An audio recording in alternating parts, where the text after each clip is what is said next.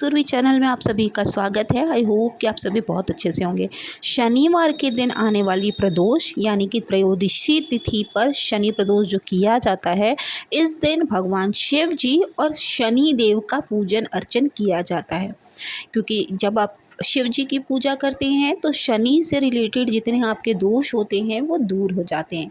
इस बारे में एक कथा प्रचलित है कि प्राचीन काल में एक नगर में सेठ थे। सेठ जी के घर में हर प्रकार की सुख सुविधाएं थी, लेकिन संतान नहीं होने के कारण सेठ और सेठानी हमेशा दुखी रहते थे। काफ़ी सोच विचार करके सेठ जी ने अपना काम नौकरों को सौंप दिया और खुद सेठानी के साथ तीर्थ यात्रा पर निकल पड़े। अपने नगर से बाहर निकलने पर उन्हें एक साधु मिले जो ध्यान मग्न अवस्था में बैठे हुए थे। सेठ जी ने सोचा क्यों न साधु से आशीर्वाद लेकर आगे की यात्रा की जाए। सेठ और सेठानी साधु के निकट जाकर बैठ गए। साधु ने जब आंखें खोली तो उन्हें ज्ञात हुआ कि सेठ और सेठानी ना काफ़ी समय से उनके आशीर्वाद की प्रतीक्षा में वहीं पर बैठे हुए थे। साधु ने सेठ और सेठानी से कहा कि मैं तो आपका दुख जानता हूँ। आप जब भी शनिवार की प्रदोष आए आप इस प्रदोष व्रत को अवश्य करिए, इससे आपको संतान सुख अवश्य प्राप्त होगा। साधु ने सेठ सेठानी को प्रदोष व्रत की विधि भी बताई और शंकर भगवान की वंदना करने को भी कहा। उन्होंने कहा कि आप जितना जो है शिव जी की आराधना करेंगे, उनका श्रृंगार करेंगे, उतनी ही जल्दी आपको संतान सुख मिल जाएगा। दोनों साधु से आशीर्वाद लेकर तीर्थ यात्रा के लिए आगे चल पड़े।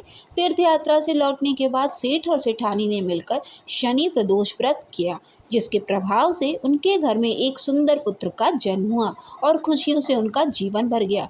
तब से शनि प्रदोष व्रत जब भी पड़ता है, प्रदोष काल में जब आप शिव जी की पूजा आराधना और श्रृंगार करते हैं तो आपको संतान सुख भी मिलता है। साथ ही क्योंकि शनिवार का ये प्रदोष व्रत है तो शनि से संबंधित, क्योंकि जो शनि देव हैं वो हमें कर्मों का ही हमें फल देते हैं, तो आपको संतान का सुख नहीं है या धन का सुख नहीं है, जो भी है आप उस अपनी मनचाही इच्छा के लिए जब आप पूजा करते हैं तो शनिवार को आपको विशेष फल मिलता है। जब आपके शनि वाले बुरे ग्रह जो बुरे कर्म है जब वो समाप्त हो जाते हैं, इससे शनिदेव भी प्रसन्न होते हैं, साथ ही महादेव भी प्रसन्न होते हैं।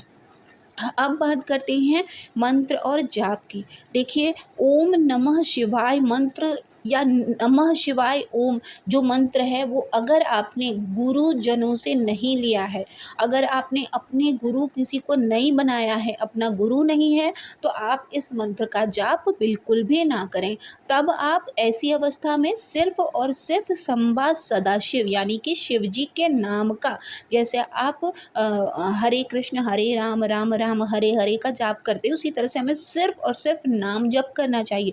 क्योंकि मंत्र का जाप हम तभी करते हैं जब हमें मंत्र किसी गुरु ने दिया हो, अन्यथा इस मंत्र को आप चाहे 108 बार पढ़ लें या 1008 बार पढ़ लें, आपको कोई फ़ायदा नहीं होने वाला है। इसीलिए बार बार कहा जाता है कि आपने पढ़ा भी होगा कि आप 108 नाम का जाप कर सकते हैं महादेव का, या किसी भी भगवान का। आप जैसे हम लोग बताते हैं आपको विष्णु सहस्त्र नाम का पाठ करने के लिए, तो उसमें आप नाम का पाठ कर सकते हैं, शिव स्तुति कर सकते हैं, शिव चालीसा का पाठ कर सकते हैं, लेकिन आप मंत्र का जाप तभी करेंगे जब आपको किसी गुरु ने दिया हो, चाहे वो कोई भी मंत्र हो।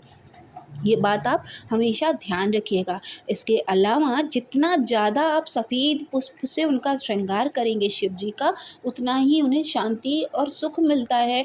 आपकी भी लाइफ में जो है सुख और शांति की बढ़ोतरी होती है और प्रॉब्लम्स जो हैं वो धीरे धीरे कम होने लगती हैं। इसलिए शिव जी का श्रृंगार जितना भी हो सके उतना ज़्यादा उनका श्रृंगार अवश्य करें। वही चीज़ें चढ़ाएं जो महादेव को समर्पित की जाती हैं। ध्यान रखें कोई भी ऐसी चीज़ ना चढ़ाएं, चाहे वो उनके भोग में हो या पुष्प में, जो गलती से भी उन्हें ना चढ़ाई जाती हो।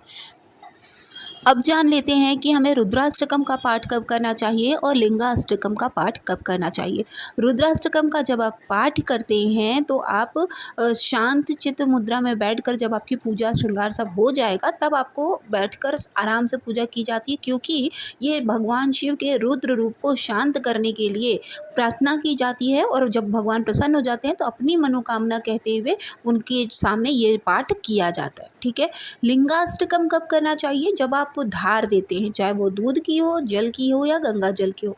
जब आप धार देते हैं शिव जी के ऊपर, तब आपको लिंगाष्टकम का पाठ करना चाहिए। इससे आपको विशेष फल मिलता है, साथ ही मनोकामना की पूर्ति भी होती है। तो जब भी हम कोई मंत्र पढ़ते हैं, पाठ करते हैं, कोई भी चालीसा पढ़ रहे हैं, तो हमें कब पढ़ना है यह जानना हमारे लिए बहुत ज़रूरी है। तो आई होप कि आपके लिए वीडियो बहुत यूज़फुल रही होगी। वीडियो अगर आपको ज़रा भी अच्छी लगी हो तो प्लीज़ चैनल को ज़रूर सब्सक्राइब कीजिएगा। मिलेंगे नेक्स्ट वीडियो में, तब तक के लिए ओम नमः शिवाय, जय माता दी।